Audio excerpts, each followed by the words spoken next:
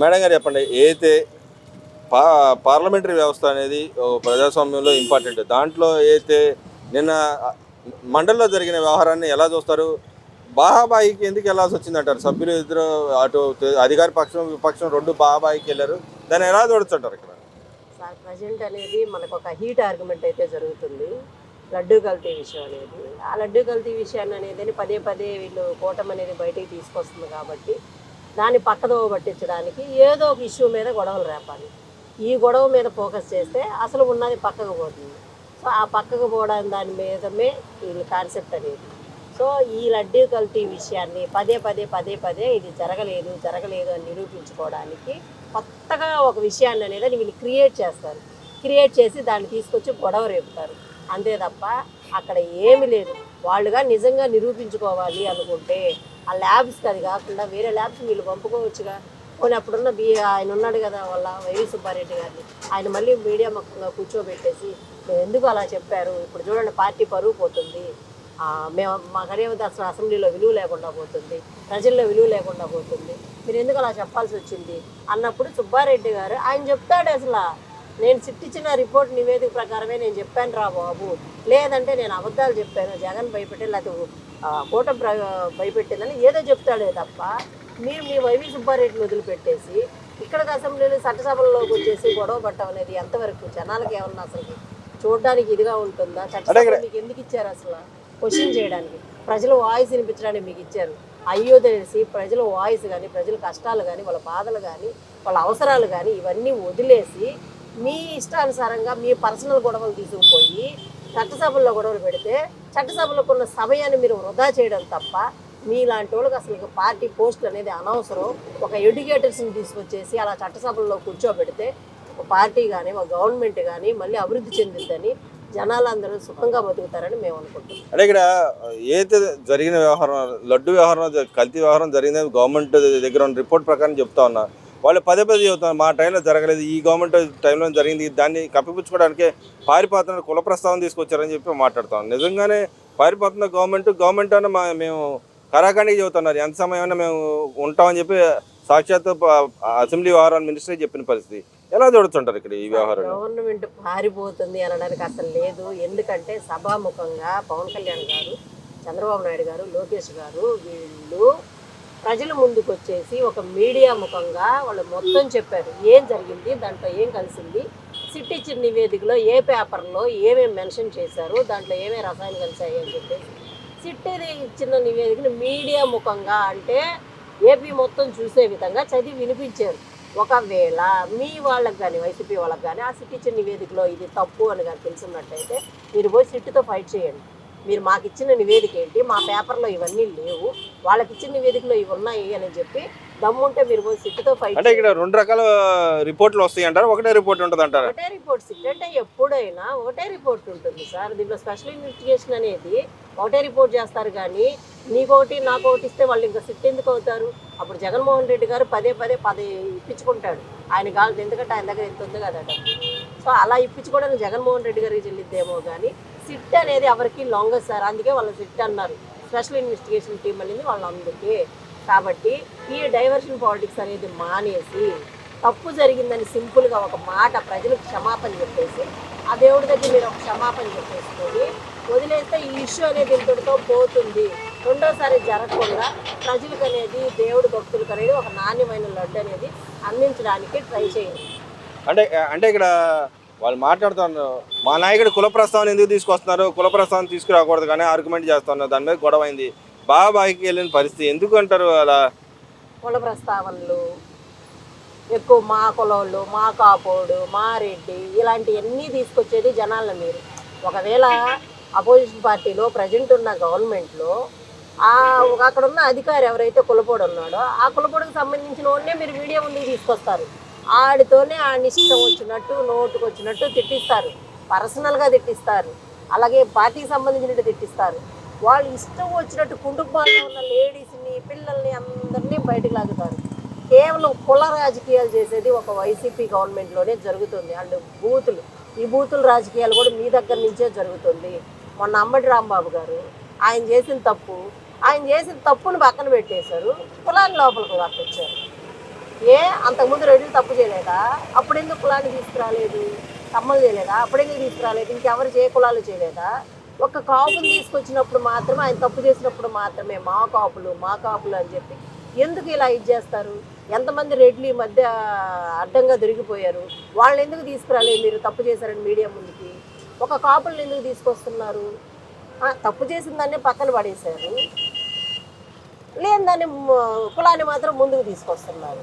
ఈ politics sir ప్రతిసారి ఇదే చెప్పి కూడా మాకు కూడా చిరాకు వస్తుంది. డైవర్షన్ పాలిటిక్స్ అనేదాన్ని మానేసి ప్రజల కోసం పనిచేయండి, కొంచెం కాకపోయినా కొంచెమైనా పనిచేయండి. అంటే ఇక్కడ మీరు అన్నట్టుగానే కొడాలని కూడా మనం మాట్లాడుతూ ఉన్నాడు.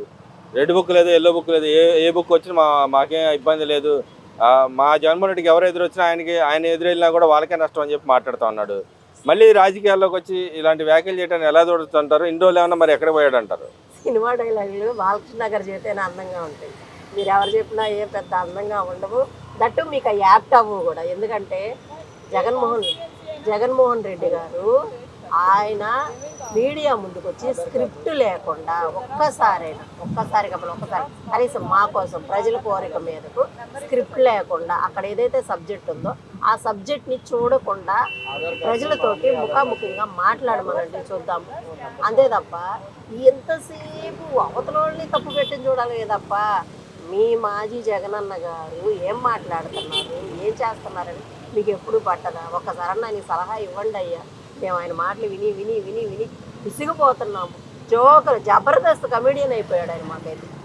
అంటే ఇక్కడ తిరుపతి వ్యవహారంలో, లడ్డు వ్యవహారంలో ఏకసభ్య కమిషన్ కూడా ఆయన ఇన్వెస్టిగేషన్ ప్రారంభించిన పరిస్థితి.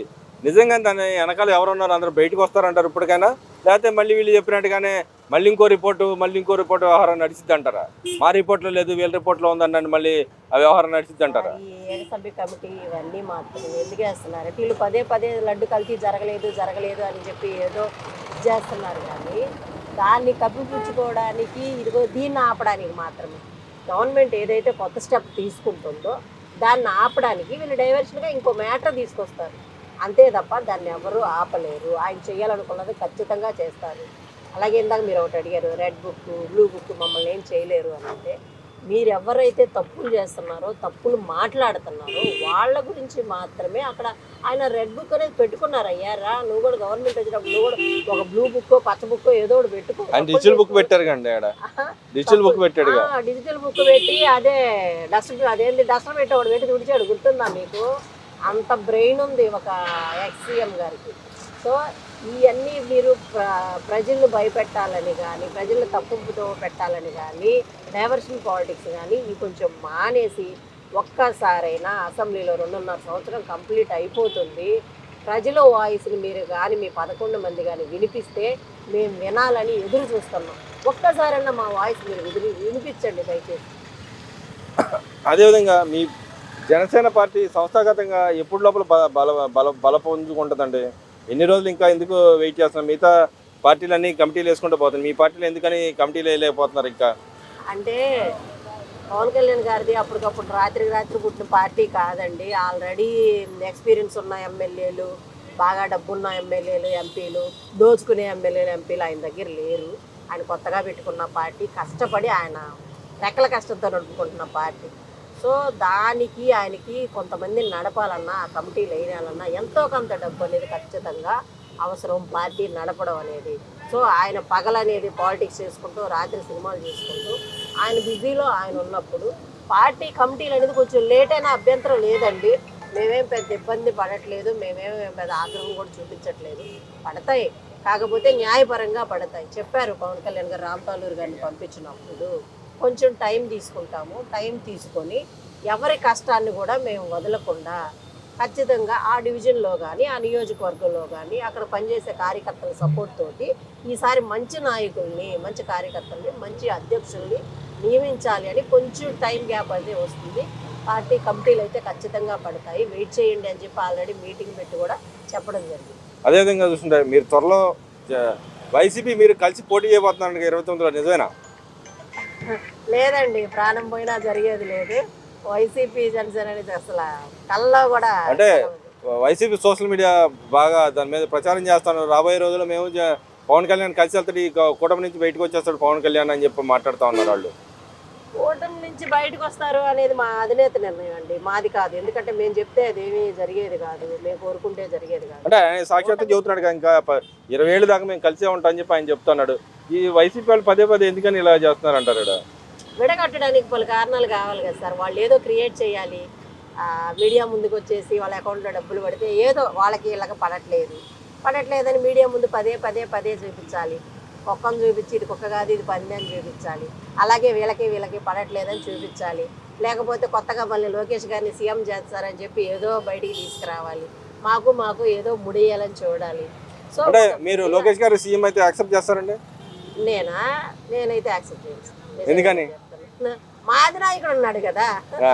అంటే కూటమి పరంగా ఓకే అయితే యాక్సెప్ట్ చేస్తారు. పవన్ కళ్యాణ్ గారు తీసుకునే నిర్ణయం సార్. అంటే ఆయనకి ఓకే అయితే మీకు ఓకేనా? జనసేన గారికి ఆయన ఓకే అయితే మాకు ఓకే. కానీ ఒకవేళ నిజంగా పర్సనల్ గా చెప్పాలి అనుకుంటే మా అధినాయకుడు అవ్వాలని మేము కోరుకుంటాం. ఎందుకంటే యాజ్ ఏ సీనియర్ గా అండ్ ఉప ముఖ్యమంత్రిగా ఉన్నారు కాబట్టి దీంట్లో ఎలాంటి ఇన్నర్ గా ఒకరి మీద కోపం ఏం లేదు. లోకేష్ గారు అంటే ఆయన కూడా ఈ మధ్య ప్రజల గురించి చాలా చక్కగా మాట్లాడుతున్నారు, చక్కగా వర్క్ చేస్తున్నారు. అసెంబ్లీలో ఆయన వాయిస్ కూడా చాలా స్ట్రాంగ్ గా వినిపిస్తున్నారు. అందుకని మా అధినేతను మేము ఎక్కడ తక్కువ చేసుకోము, చెయ్యం కూడా. మా అధినేత కూడా ఒకసారి సీఎం అయితే మాకు చూడాలని ఉంటుంది కదండి. ఎవరికి ఉండదు అలాంటి కోరిక. డిప్యూటీగా ఉన్నప్పుడే ఇంత మంచి పనులు చేస్తున్నాడంటే సీఎం అయితే ఇంకా ఎంత మంచి పనులు చేస్తాడు అనే దాన్ని మేము కూడా చూడాలి ఒకసారి. లేదంటే ప్రజానికాన్ని కూడా చూపించాలి కదా.